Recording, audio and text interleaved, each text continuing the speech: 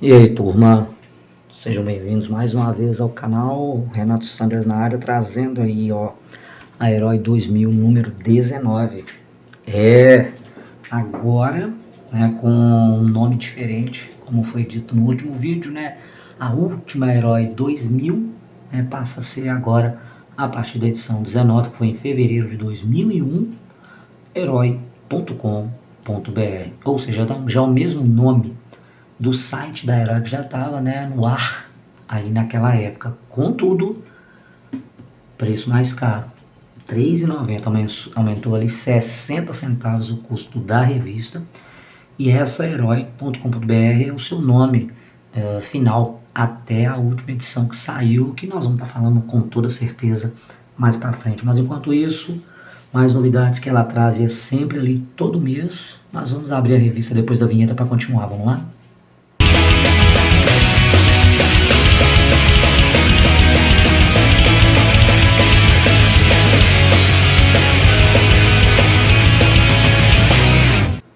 E ela aí na mão, vamos centralizar ela bonitinha. Quando se trata de mudanças na revista, quando se tratava, né, de mudanças na revista, com algumas coisas assim, visual, preço principalmente, e editorial sempre ali, ó, do André, né, o André Frastier, um dos grandes idealizadores da revista Herói, falando aqui sobre a geração digital, como os estudiosos batizaram a geração global nascida depois de 1977. Uma geração que tem uma relação especial com a tecnologia e o entretenimento. O Brasil vai pelo mesmo caminho. Uma pesquisa do site Diga-me informa que 48% dos internautas entre 13 e 19 anos têm seus próprios sites. E como devem ser, a revista e o portal ideais para esse leitor do século XXI. A Herói está aqui há 149 edições e 6 anos, porque sempre ouviu você. E agora usamos toda a tecnologia do século XXI para construir um novo canal de comunicação, revista e portal interagindo totalmente.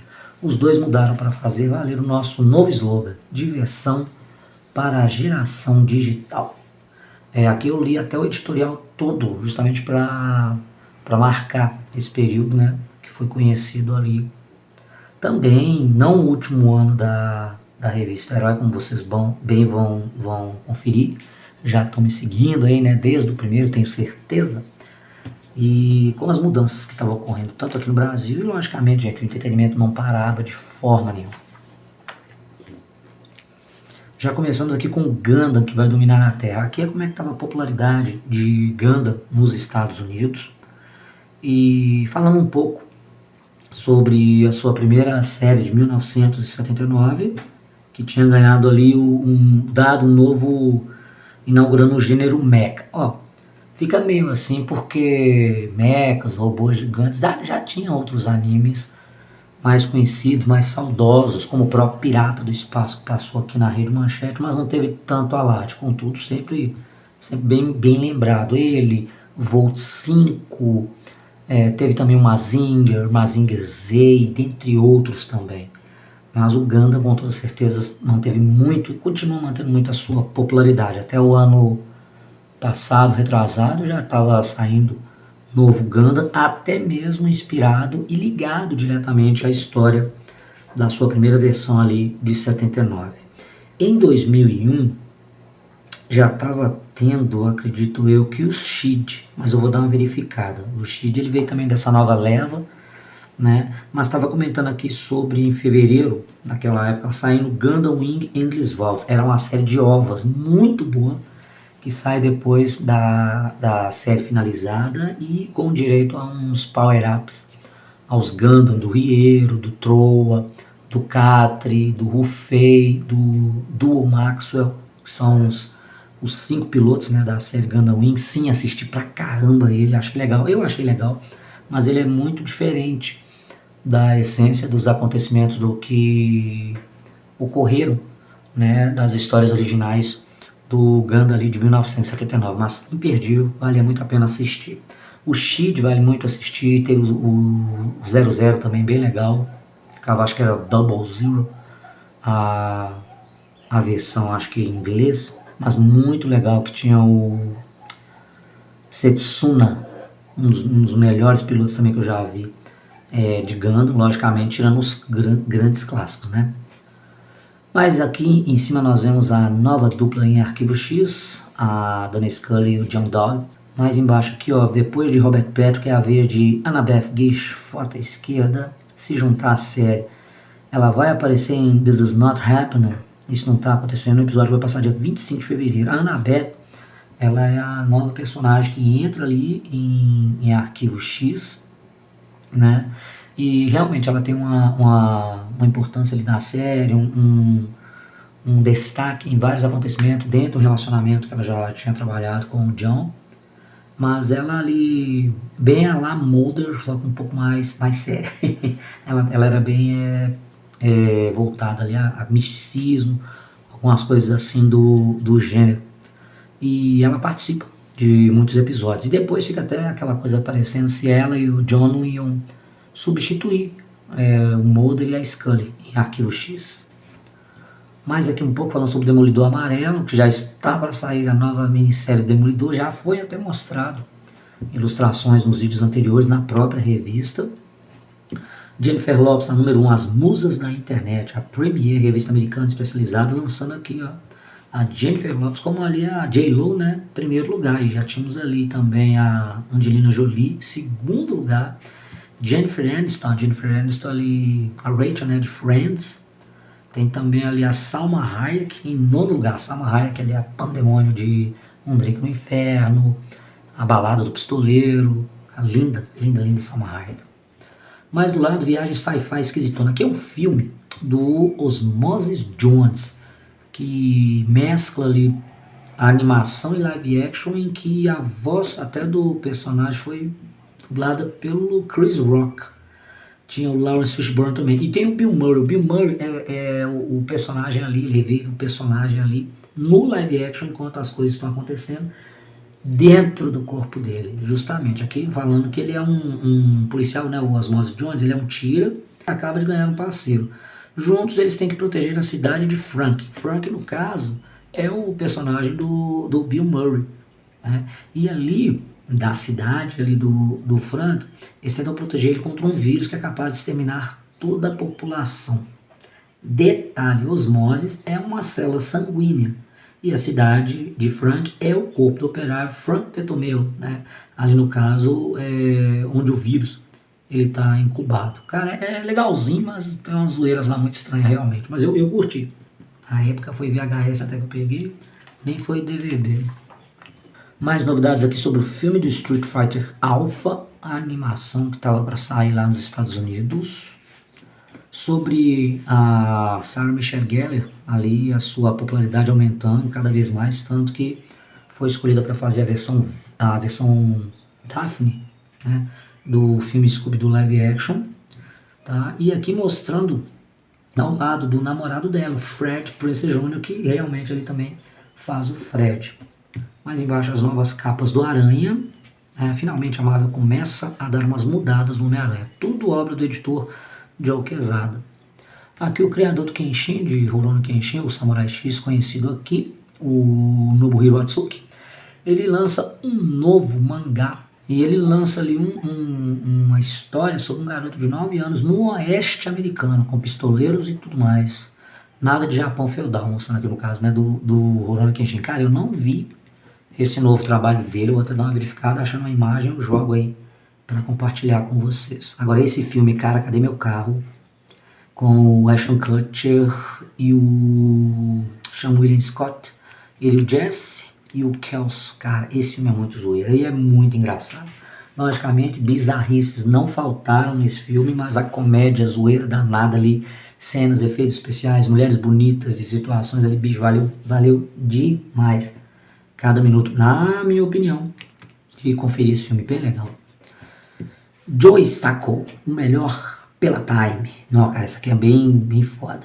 Aqui a Safe Area Garage, o novo trabalho de Joe Sacco, foi a melhor história em quadrinho de 2000, segundo a revista Time. Os quadrinhos que falam sobre a guerra na Bósnia. Ali empataram com os de Jimmy Corrigan, Smartest Kids on Earth, de Chris Ward, A história em quadrinho é o resultado de 4 meses de convívio de saco com sérvios e bósnios em plena Guerra da Bósnia na década de 90, ali, 1995. Traço muito legal. Me lembrou James Pés Descalço, que também retrata ali o período, né? No Japão, ali o momento pós-guerra, os desastres da bomba, né? Foi bem retratado ali em traços assim bem bacanas, bem realistas mesmo. Gatas inglesas em Friends. Agora você tem 2 bons motivos para assistir Friends. A Spice Girl Victoria Beckham, a esposa, né, do David Beckham, e a Elizabeth Hurley, de Endiabrado, que fizeram as pontas lá no seriado, né, grande seriado Friends.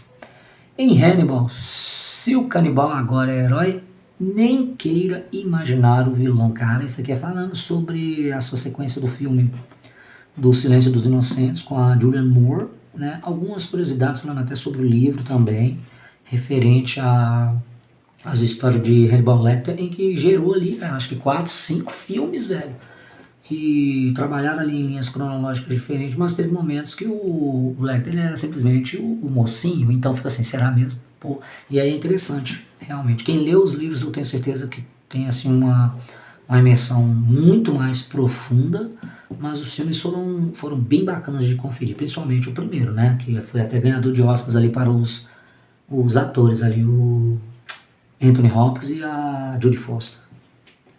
Aqui falando que a Herói também errou sobre que Renato Siqueira e Cassius Medor colaboraram na edição 18 da Herói e não foram creditados, esqueceram de colocar o nome deles, né? Eles também fizeram, junto com a Lilian Murayama, um mega pôster desta edição. O pôster que aparece de corpo fechado não é de Cavaleiros. Eu comentei com vocês que não é de Cavaleiros do Zodíaco, né? Como informaram, e sim era do BTX, que aparece no filme. E na matéria dos Cavaleiros das Trevas 2 da edição passada, a personagem acreditada como Catgirl, na verdade, é a Batmoça. Que também foi no 18, acho que na edição 18, no vídeo que nós falamos aí. Aqui alguns lançamentos também, referente a Joe Potter, apimentada. Joe Potter é a personagem da Katie Holmes em Dawson's Creek, em que ela está num filme com Keanu Reeves e a Cate Blanchett, a atriz, vai mostrar um pouco mais do que é de costume para o delírio dos fãs. Mais ou menos, né, cara? Não é uma atriz muito bonita, chegou a namorar com o Tom Cruise até. Mas enfim, às vezes, acho que pela própria série Dawson's Creek tinha momentos que eu queria que ela se ferrasse, já que às vezes eu achava ela muito chata.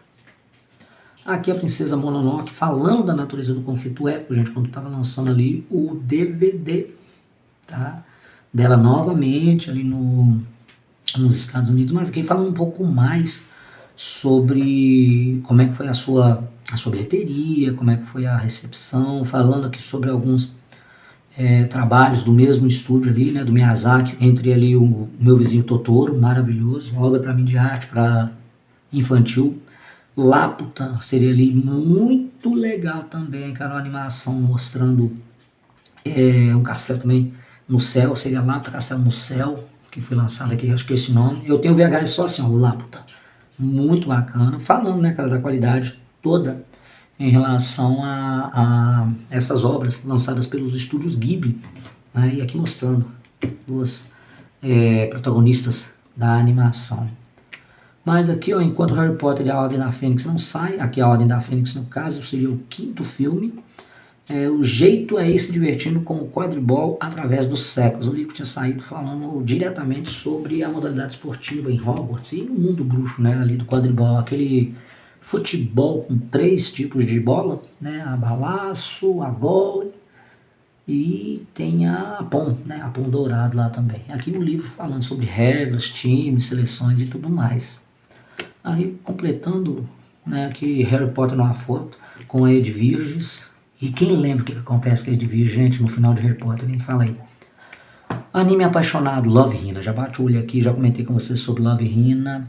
Anime baseado no mangá da desenhista Ken Akamatsu, que estreou na TV japonesa em outubro de 2000. Esse anime é maravilhoso, cara. Mas é para rir em muitas situações e ter a empatia com as condições de vários personagens ali. E não é fácil você trabalhar a importância de todos os personagens englobando num centro só ali. Muito bacana, muito bem feito. Bastante, esse também é muito bom. tinha saído, foi a primeira vez uma versão de 6 ovas baseada no mangá, logicamente só a ponta do iceberg. E o mais legal é que quando eles, mas bem anos depois, eles lançaram a série do Bastard pela Netflix, cara, foi muito bacana, em relação assim. São mais episódios, retrata mais partes do mangá e ele nem completou o que os 6 ovos tinham mostrado. Então, assim, tinha muito mais coisa para mostrar e eu espero até que venha mais. Não sei se isso vai acontecer, da continuação da série, mais voltada ao mangá ali, para voltar a passar na Netflix. Mas eu vou logo avisando, hein? Para os dias de hoje, eu acho que a censura vai comer solto. Só acho, posso estar errado, porque o Bastard ele tem cenas ali muito picantes, né? E umas partes de violência assim extrema.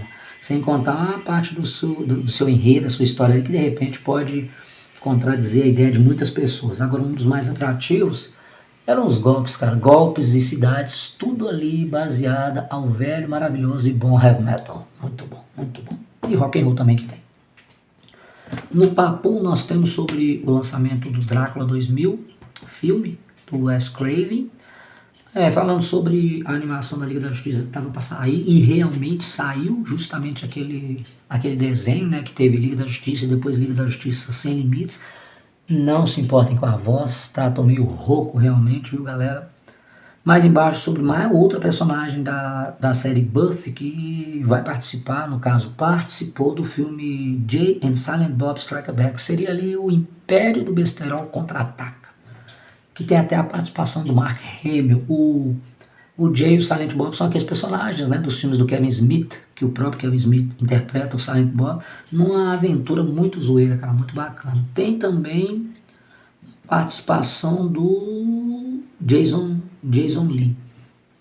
Aí aqui falando sobre Júlio Verne, considerado um dos pais da ficção científica, ganhou um seriado nos Estados Unidos, e estava bem aquela moda de você pegar algumas figuras históricas assim, ou da grande literatura também, e criando suas séries. Teve do Júlio Verne, teve de um jovem Merlin, Os Demônios de Da Vinci, dentre outros, assim, Marco Polo, sabe? Bem séries assim, até que legais também, não tenho nada contra não, são séries muito boas. E aqui falando da vez, né, do grande Júlio Verne.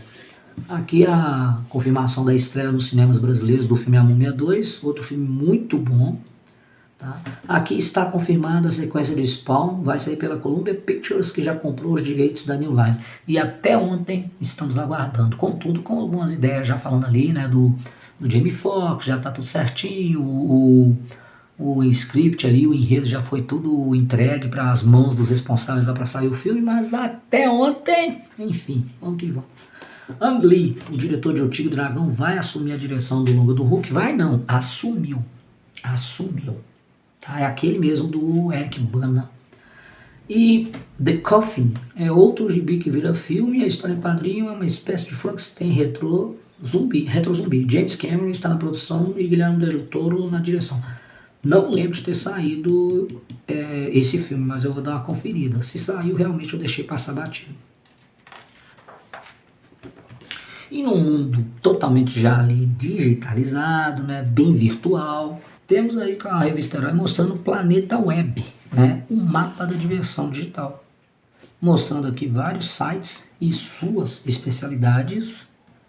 Na época aqui, ó, o próprio site da revista Herói. E eu comecei até a visitar o site pelas lan house, né, quando eu estava de boa, estava assim de uma aula para outra, indo de um lugar onde eu lecionava para outro, eu tinha uma janela de tempo que estava para dar uma paradinha numa lan house ou na casa de um amigo meu que já tinha um computador e internet também, a gente ficava trocando ideia lá.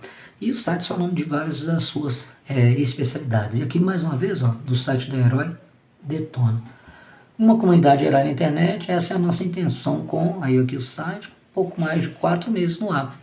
Mas aí, sendo sincero com vocês, eu não tinha computador em casa, não tinha acesso à internet em casa, via esporadicamente, então segui poucas coisas que eu vi, mas realmente quando eu abri a revista Herói e ela dava umas ideias sobre esses sites, eu ia lá na lan house e dava, né, uma fragada em alguns ali que eu assim achava mais interessantes. Então, cara, alguns com certeza eu dava aquela verificada e logicamente eu tava ali, né, dando uma sapiada. Aqui sobre coisas legais, celulares. Se liga nos modelos do telefone celular que estão saindo na Inglaterra, cara, que bem legal, ó. Que tem a Buffy, tem Jornada nas Estrelas, Xena. Por enquanto não tem previsão de lançamento no Brasil, mas vale conferir. Eu nunca vi nesse modelo assim, né? Mas logicamente que eu digo pelos sketches assim, né, e tal, mas o celular a gente já conhecia. Robolag, sabe o Furby? Aquele bichinho fofo de pelúcia que fala, pisca, tem fome, interage com outros da espécie, etc. Então, esse é o Robonag que tem os mesmos atributos. Ai, nossa, não, nem tchum eu acompanho isso aqui. Agora já a câmera digital era uma coisa que a gente já estava de olho. E logicamente o aparelho de DVD também. Mais embaixo, olha que bacana, aqui é o Discman, CD Walkman, né, já que a marca Walkman pertence à Sony, ela resolveu rebatizar o Discman como CD Walkman, modelo ali DEJ613. Cara, você colocava aquilo ali na bolsa, alguma coisa assim, ia fazer caminhada, correr, né, só deslocamento mesmo, valia a pena, com aquele sonão de ouvido, nem tanto fonão, mais pequeno, eram pequenos, né, tal, mas arqueados, e ia curtir o seu bom e velho, no meu caso, rock and roll, metal, anime songs e afins. Aqui o resultado das promoções de Star Wars e da promoção X-Men também. Cara, foi gente pra caramba, viu? E logicamente todos receberam aí seus prêmios pelo correio. Eu, por exemplo, naquela lá, né, da edição da 119, que meu nome tinha saído, eu recebi pelo correio a camisa de boa. Aqui a Guerra de Gigantes, cara, aqui quando já estava lançando ali, ó, pela Microsoft, o Xbox. E aqui o GameCube da Nintendo. Qual será o melhor videogame da próxima geração? A Herói esclarece para você. Eu conversei com alguns amigos meus, até antes de fazer esse vídeo, a respeito, né, dos pós e contras dos consoles, quais que eles tiveram mais acesso. Eu tive mais acesso ao Xbox, tanto que visualmente eu acho muito mais bonito. O GameCube era um lançamento legal, discos menores, mas com muitos jogos bons, mas cara, eu curti muito mais o Xbox, cara. Tinha um amigo meu, um amigo meu, que levava o Xbox dele pra baixo, pra cima, em todos os eventos, pra gente poder ligar na televisão lá e se matar nos jogos de luta, cara. Aí aqui tem assim, ó, as dúvidas mais frequentes e as respostas que você quer saber sobre o Xbox e o GameCube, sobre qual tipo de mídia que será usado, tá? Aí aqui mostra a mídia DVD do proprietário, DVD proprietário também, aqui 1.5 GB e o do Xbox 4.7. Terá acesso à internet graças à conexão via modem? Sim. A Nintendo não revelou formalmente sua estratégia para a internet sobre o GameCube, então eu nem sei falar para vocês se realmente teve. Vai rodar filmes e DVDs no Xbox? Sim. No GameCube não, o console só rodaria no caso de discos exclusivos. Aí aqui os acessórios do console, né, dando assim as suas especificações, quais serão os jogos lançados. Pô, nós temos aqui, ó, Crash Bandicoot 10, Dragon's Lair 3D, The Devil Inside, aí aqui o Super Mario, lógico, Metroid, Zelda, Pokémon, Wave Race, Perfect Dark, o Resident Evil 0 e o 4, Star Wars, Turok e Tornado. E aqui tinha também Old World, Silent Hill 10, mano, pelo amor de Deus. Tomb Raider, lógico, né? Tony Hawk's Pro Skate. Quanto custará? Essa é a parte melhor, velho. A Microsoft anunciou que o console será vendido a valores similares aos dos outros competidores, $300 a média, enquanto o GameCube sairia ali por volta de 150 a $200. E os games seriam vendidos a preços competitivos, né, tal. Quando será lançado? Primavera de 2001, provavelmente outubro, e no caso do GameCube, junho de 2001 no Japão e outubro nos Estados Unidos. E para vocês, qual que vocês acharam ou continuam achando melhor, Xbox ou GameCube? Já jogaram? Prepare-se porque a temporada de reprise chegou ao fim por Lilian Murayama e Renato Siqueira, aí gente, sobre Dragon Ball Z. E aqui falando sobre o que se esperava depois da boa saga Cell. E bem sabemos que ali o anime ele saiu, né, da Bandeirantes, depois foi para a Rede Globo, onde começou a saga Majin Buu, que seria ali a última saga de Dragon Ball Z. E contos também, não esqueçam do tanto de filmes que ainda estavam saindo. né, pessoal? E aqui mostra falando o que tinha acontecido no iniciozinho da saga, onde que o Goku tava, né?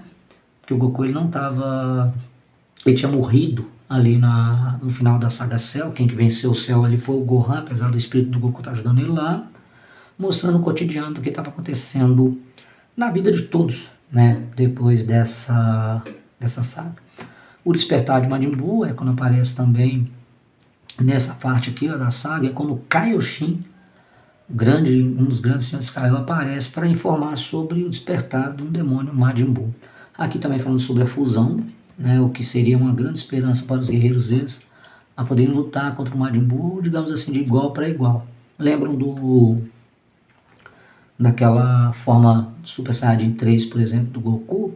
Ele sai no pau a pau ali com o Majin Buu naquela forma dele, a primeira lá, aquela mais gordinha, mas cara, tava de pau a pau, não significava de forma nenhuma que ele venceria o Majin Buu, mesmo porque ele não poderia manter aquela forma por muito tempo.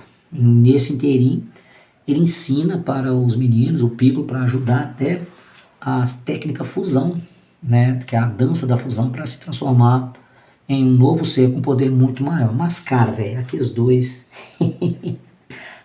se tornando Gotenks, tem umas zoeiras lá, realmente, que uns eu achei desnecessário.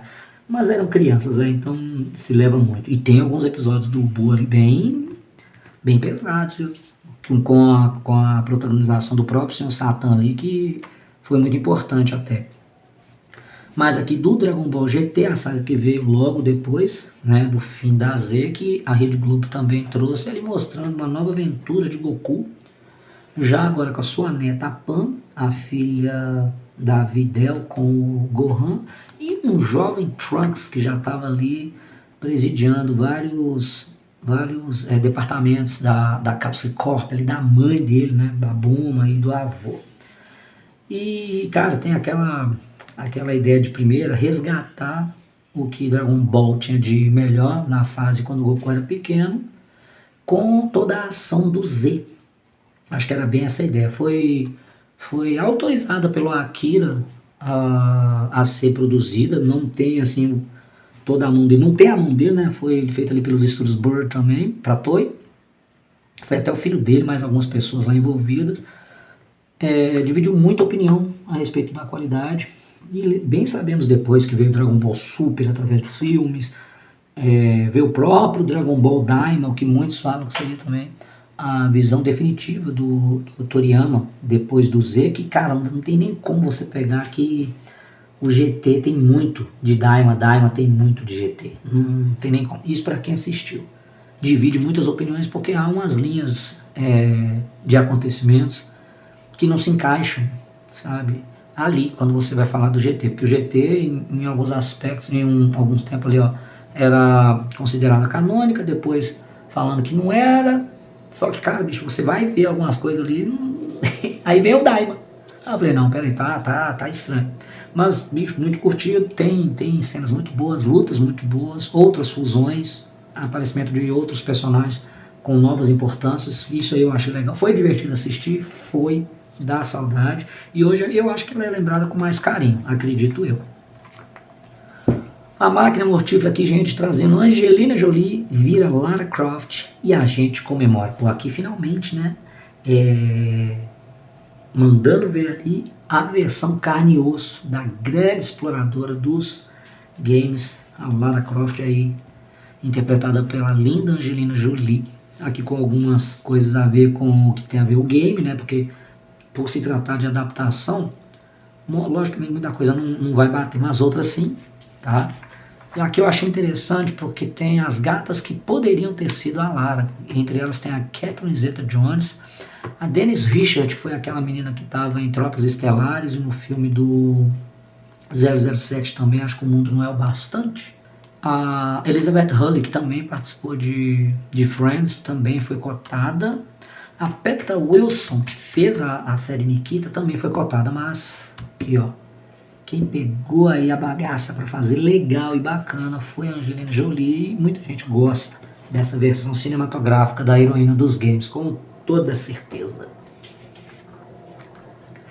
Aqui sobre Flash na rede. Flash, pessoal, era aquelas animações que você conseguia fazer através desse programa diretamente para a internet, curtas animações, você mesmo podia fazer, tem até uma ideia aqui falando de como e mostrando alguns que já estavam arrebentando lá, a Titian, o Thugs on Films, que aqui falava dois ingleses que adoram tirar sarro de novidades do cinema. A Titian, ela falava sobre que é uma garota que mais parece ser a filha do Alien com a morte, ali do Gibi Sandman, tá? Ela luta contra uma raça de malvados insetos gigantes de Nova York do século 31. Aqui nós temos Stand By do Tim Burton na internet. Enquanto Tim Burton não termina seu próximo filme no remake do Planeta dos Macacos, os fãs podem matar a saudade com Stand By. Este é o nome da animação do cara. A cada episódio, Stand By, garoto mancho no caso, né? Em português, enfrenta inimigos tão bizarros quanto ele. Tem o Astro Chimp, que seria aqui falando sobre um chimpanzé, que é um astronauta, viu? É isso mesmo. Temos aqui também o Eclipse, do ano 3553, a humanidade enfrenta alienígenas capazes de colocar a nossa raça em extinção. E, cara, tem aqui pelo menos é uma animação, né, muito bacana, bem legal. Então, assim, eram todas as que já estavam na internet ali, se você quiser seguir periodicamente os episódios, e aqui falando um pouquinho de como você poderia estar fazendo, né, o seu próprio também. Site em inglês até que estava falando aqui. O Aracnídeo, veja agora tudo que rolou na entrevista coletiva do Homem-Aranha em Los Angeles. Aqui, gente, é a respeito de quando foi lançado, estava para lançar ali o filme do Homem-Aranha, aqui mostrando o Tobey Maguire já com o uniforme, e aqui mostrando sobre, não adianta chiar, a teia do aranha do filme ela é orgânica, tá, eu chiei pra caramba, tô nem aí. Apesar da moda Matrix, Spider-Man não terá momentos new. Tem, viu? Só que é uma aranha, né, gente? Não tem nem o que dizer. Os produtores não revelaram o orçamento da brincadeira. Kirsten Dunst disse que Mary Jane terá um vocabulário bem parecido com o dos gibis. Mais ou menos também. O Raimi me disse que o roteiro está pronto. Mesmo tendo passado por uma parte, o roteirista Dr. Octopus, que estava no primeiro esboço do texto, sumiu. O que vimos por quê, né, gente? Consequentemente, o sucesso da Aranha rendeu mais filmes, e no segundo tinha o Dr. Octopus ali como grande antagonista, cara. E o Homem-Aranha usa dois uniformes. O primeiro é feito na garagem, realmente, né? E ele usa em suas primeiras aparições públicas uma máscara de esqui vermelha, cobrindo o rosto, um moletom vermelho. Isso é mostrado lá até na parte da luta livre, cara. Aqui trazendo pelo Todd Marcos, gente, sobre Nas Asas do Dragão. Esqueça Matrix, o Tigre Dragão coloca os chutes suspensos de Keanu Reeves no chinelo e arranca aplausos de qualquer Jackson. Cara, grande filme que também disputou Oscar ali, bem legal, né, com o Chow Yun-fat, maravilhoso Chow Yun-fat, grande Michelle Yeoh, dirigido por ninguém menos que o Ang Lee. O mais interessante que eu achei, vídeo, foi quando eu não tinha associado o nome do Ang Lee a um outro filme maravilhoso, mas de gênero totalmente diferente do que você poderia esperar dele. Ele foi o diretor dos filmes Razão e Sensibilidade, com a Emma Thompson, e o Hugh Grant, tinha também o grande Alan Rickman nesse filme. O Ang Lee fez aquele romance bem legal, baseado, né, num livro, e também o Tempestade de Gelo. E dizendo aqui dentro de curiosidades que quem ia ser assim, de primeira escolha a viver o Fei, o Limo Bai, perdão, né, o personagem, nem era a primeira escolha o Chow Yun-fat. A primeira escolha dele era o Jet Li, do Romeu Tem Que Morrer, outro filme também que eu curti pra caramba. E o legal do Tigre Dragão é que ele, bicho, ele é bem aquela coisa assim de fora da realidade. Todas aquelas cenas de luta e tal, justamente para realçar aquele estilo dos filmes chineses. Mas, cara, numa trama que eu achei bem legal. E também introduzindo ali uma nova atriz ali para nós, vamos pôr assim no geral, a Zhang Ziyi, que teve uma repercussão tão boa depois desse filme que ela fez outras produções nos Estados Unidos, como Arrebentando em Nova York, não, A Hora do Rush, acho que o 2, que ela é uma das até inimigas, né, bandidas ali, naquele filme do Jack Chan com o Chris Tucker, vale? Não, muito demais. O Chow Yun-fat já fez também aquele Monge à Prova de Balas, outra produção ocidental dele, depois de muitas, né, ele teve aquele Assassinos Substitutos e tal, em que nesse ele trela com o Sean William Scott, o Stifler, de American Pie. Aqui eu achei legal, cara, o The Sandman, Os Caçadores de Sonhos. A Conrad lança no Brasil um dos maiores trabalhos do Neil Gaiman. Cara, esse quadrinho ficou muito bonito, velho. E tem a arte do Yoshitaka Amano, né? A ilustração é do Yoshitaka Amano na história do Neil Gaiman sobre o Sandman, né? Uma história ali contando, cara, sobre uma raposa se apaixonando por um monge. É um romance muito bacana, gente, assim, uma viagem oriental maravilhosa, tá? Aqui, ó, falando que o Neil Gaiman, ele adorou a mudança, acostumado com o estilo de prosa e recém-saído do Stardust, seu conto de fadas ilustrado por Charles Vess, topou a proposta. E aí logo nascia Os Caçadores de Sonhos. E, gente, tem duas versões, tem essa versão aqui desenhada, né, pintada, basicamente pintada pelo Yoshitaka, e tem uma outra também de quadrinhos. Eu tenho as duas versões, eu vou mostrar para vocês aqui, tá? As revistas, não é só capa, eu posso abrir aqui para vocês darem uma olhada e tal, que, cara, valeu muito a pena, cara, excelente leitura, excelente pedida, tá? Capa maravilhosa, história muito boa, recomendo demais. Apesar de todo a polêmica que teve, né, tem ainda, né, em relação ao Gaiman, é indiscutível falar sobre a qualidade de obras lançadas dele ali anteriormente a esse cenário que a gente tem em relação à pessoa Neil Gaiman. Mas, cara, desmerecer esse trabalho eu acho que seria um desperdício de serviço também. Se você gostaria de estar dando uma conferida, corre atrás, porque a história vale muito a pena, tá bom? Aqui, Cybernerds, os ajudantes de Mulder ganham sua própria série e partem para desvendar os planos maléficos das grandes corporações e do governo. Não tema, com os pistoleiros solitários não há problema, ou quase.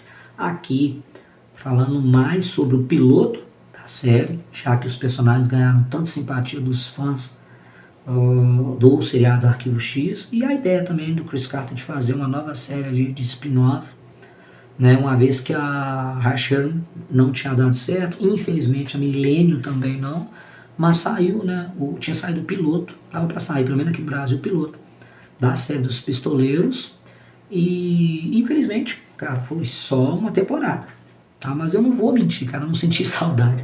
Eu gostei muito deles, gosto muito deles ali, uns episódios que tem no Arquivo X, e tem uns deles lá que mostra até como eles e o Mulder se conheceram, porque os caras aparecem ali desde a primeira temporada, velho. Tá? Não é à toa que eles estão ali há tanto tempo. E aqui contando a curiosidade de cada personagem e as suas interações com o próprio Mulder aqui e a Dana. E aqui o Chris Carter, criador de tudo. Na linha de frente das histórias em quadrinhos, os super-heróis estão em baixa e vendendo pouco. E o que as editoras estão fazendo para reverter a situação, descubra agora ao lado de Rodrigo Salem. Isso aqui, gente, é dando continuidade ou aumentando mais a gama de informações a respeito de como que estava o andar da carruagem com alguns personagens da DC, da Marvel, de outras, lá nos Estados Unidos. E o que estava acontecendo para tentar salvar ali, porque as vendagens não estavam boas. E aí mostrando sobre, isso já mostrou em outras revistas da própria Herói, mostrando ali do Kevin Smith no Arqueiro, do Garth Ennis e o John McCrea, ali no que eles puderam fazer no Justiceiro também, sabe? Tava ali tentando, né, através de dar aquela mudada geral, tanto na parte de arte, na parte da história, revitalizar alguns títulos que não estavam indo bem das pernas ali nas bancas, cara. Então, assim, vai muito também do fã, como é que ele absorveu, com que ele se identificou com essas mudanças e adaptações. Aqui fizeram do Justiceiro, eu achei legal pra caramba. Eu li as histórias do Kevin Smith, tanto no Demolidor quanto no Arqueiro Verde, eu gostei pra caramba, achei legal. E do Aranha também tava bom. Da DC tava ali entre altos e baixos, né, pra mim. O Correio da Herói trazendo aqui, ó, lá de Sergipe, uma ilustração do Cledson, mostrando o Goku, nível aqui Z, Super Saiyajin com Cell.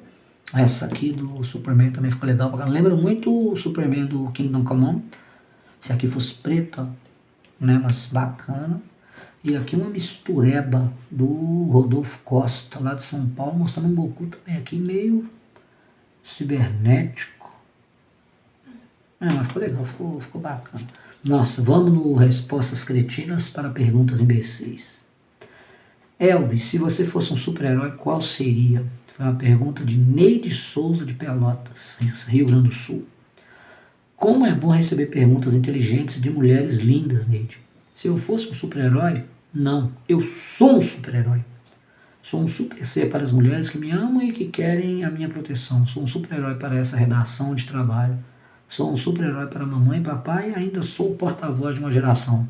Acho que isso basta, não? Cara, eu acho que teve mais resposta imbecil do que a pergunta. A pergunta não foi cretina, mas aqui o Elvis viajando como sempre. E, gente, para quem acompanhava a TV naquela época, não era feiticeira, não era a tiazinha, nós tínhamos uma nova pegada ali no programa, eu acho que já era o Otaviano Costa, não lembro se era o Otaviano em 2001 ou ainda era o Luciano Huck, trazendo a internética, passando ali na Band, vocês ficavam acompanhando uma menina através de uma casa de vidro, né, mostrando ali o dia a dia dela e ela interagindo com a galera via internet. Bicho, eu não acompanhava. Falar pra você que eu já vi assim tal de relance, mas eu não acompanhava esse programa aqui, mas passava no H, né, pelo jeito. Então, quem viu, dá uma dica aí, tá? Porque tem aqui uma entrevista, né, como é que eles fizeram o diagrama das perguntas, falando o nome real dela, Marina Filizola, 19 anos na época. Como você se sente sendo tão observada? Aí ela aqui fazendo aquela bem separação da personagem dela internética com a Marina, né, tal. Perguntando se ela tinha medo de hackers. Pra mim isso aqui foi bem, eu tava pegando nessa aqui, ó. Escolha o entrevistado da próxima saideira no site da Herói. Porque, sinceramente, pra mim não é bonito, claro, com toda certeza, mas pra mim não era grande coisa assim, né, pra acompanhar. Eu ficava muito mesmo, era nas outras. E também, né, pô, tava em outra realidade. Aqui terminamos a revista herói.com.br, herói.com.br com a sua nova cara, ok? E seu novo preço. Mas você acha que eu parei de comprar? Não. Estava em fevereiro de 2001 e eu estava ali religiosamente todo mês que ela vinha para a banca, estava Renatinho lá, viu? Pegando o seu exemplar, lendo, relendo, lendo mais uma vez, ia trabalhar com elas dentro da mochila, tá?